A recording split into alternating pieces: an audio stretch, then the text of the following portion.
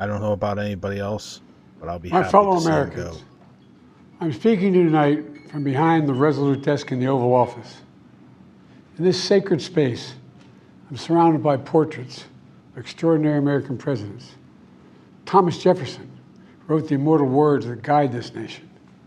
George Washington, who showed us presidents are not kings. Abraham Lincoln, who implored us to reject malice. Franklin Roosevelt, who inspired us to reject fear. I revere this office, but I love my country more. It's been the honor of my life to serve as your president. But in the defense of democracy, which is at stake, I think is more important than any title.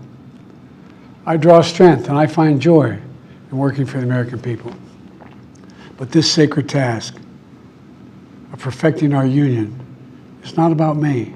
It's about you, your families, your futures.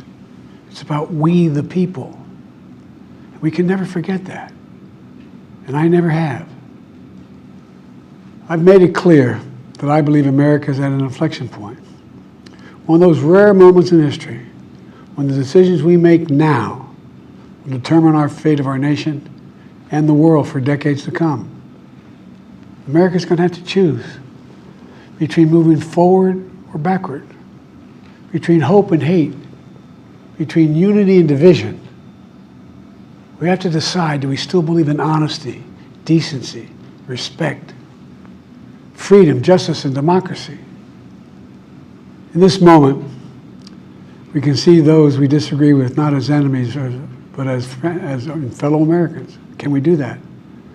Does character in public life still matter?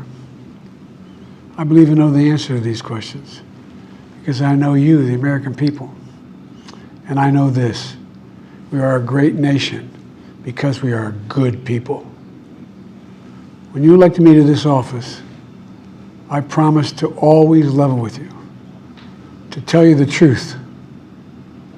And the truth, the sacred cause of this country is larger than any one of us. And those of us who cherish that cause, cherish it so much, a cause of American democracy itself, must unite to protect it. You know, in recent weeks, it's become clear to me that I need to unite my party in this critical endeavor. I believe my record as president, my leadership in the world, my vision for America's future, all merited a second term. But nothing can come in the way of saving our democracy. That includes personal ambition.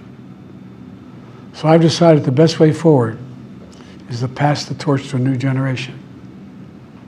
That's the best way to unite our nation. You know, there is a time and a place for long years of experience in public life. There's also a time and a place for new voices, fresh voices, yes, younger voices. And that time and place is now. Over the next 6 months, I'll be focused on doing my job as president. That means I'll continue to lower costs for hardworking families, grow our economy. I'll keep defending our personal freedoms and our civil rights, from the right to vote to the right to choose. I'll keep calling out hate and extremism. Make it clear there is no place in America for political violence or any violence ever, period. I'm going to keep speaking out to protect our kids from gun violence, our planet from climate crisis that is the existential threat. And I will keep fighting for my cancer moonshot so we can end cancer as we know it, because we can do it. And I'm going to call for Supreme Court reform because this is critical to our democracy, Supreme Court reform.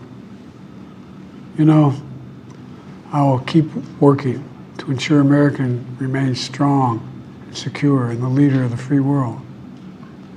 I'm the first president in this century to report to the American people that the United States is not at war anywhere in the world. We'll keep rallying a coalition of proud nations to stop Putin from taking over Ukraine and doing more damage. We'll keep NATO stronger, and I'll make it more powerful and more united than any time in all of our history. I'll keep doing the same for our allies in the Pacific. You know, when I came to office, the conventional wisdom was that China would inevitably surpass the United States. That's not the case anymore.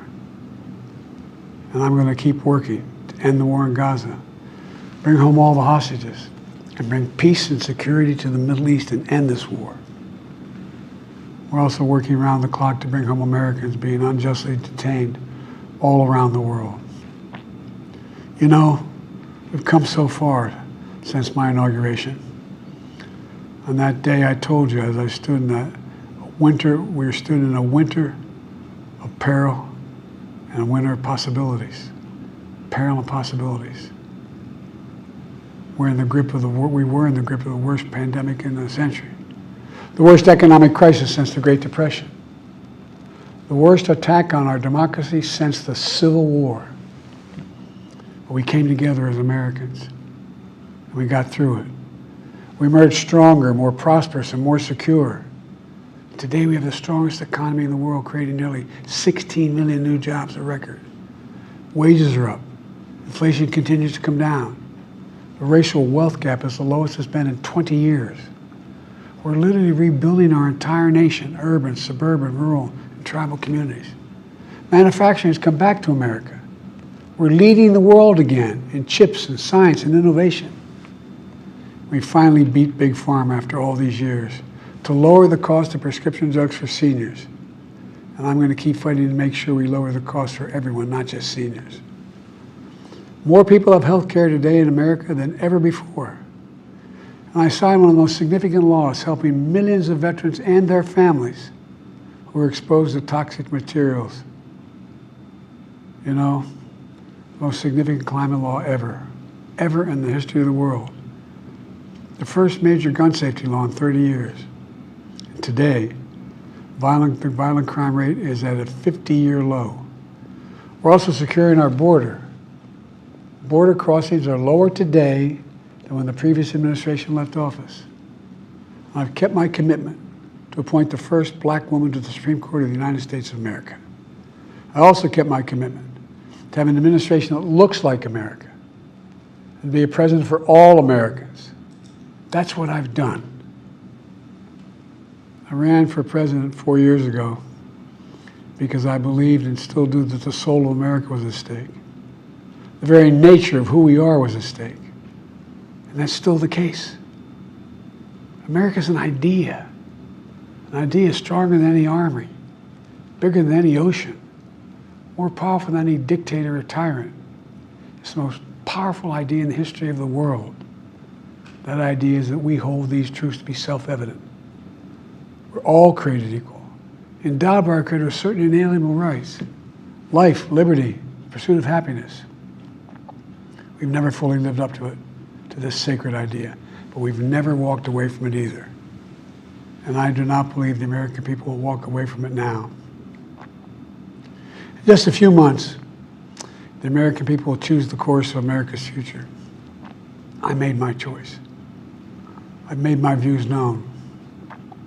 I would like to thank our great Vice President Kamala Harris. She's experienced, she's tough, she's capable. She's been an incredible partner to me and a leader for our country. Now the choice is up to you, the American people. When you make that choice, remember the words of Benjamin Franklin hanging on my wall here in the Oval Office, alongside the busts of Dr. King and Rosa Parks and Cesar Chavez. When Ben Franklin was asked, as he emerged from the convention going on, whether the founders have given America a monarchy or republic, Franklin's response was, a republic, if you can keep it. A republic, if you can keep it. Whether we keep our republic is now in your hands. My fellow Americans, it's been the privilege of my life to serve this nation for over 50 years. Nowhere else on earth could a kid with a stutter, from modest beginnings in Scranton, Pennsylvania, and Claymont, Delaware, one day sit behind the resolute desk in the Oval Office as President of the United States. But here I am. That's what's so special about America. We're a nation of promise and possibilities, of dreamers and doers, of ordinary Americans doing extraordinary things. I've given my heart and my soul to our nation, like so many others. I've been blessed a million times in return with the love and support of the American people.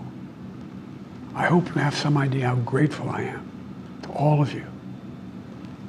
The great thing about America is here, kings and dictators do not rule, the people do.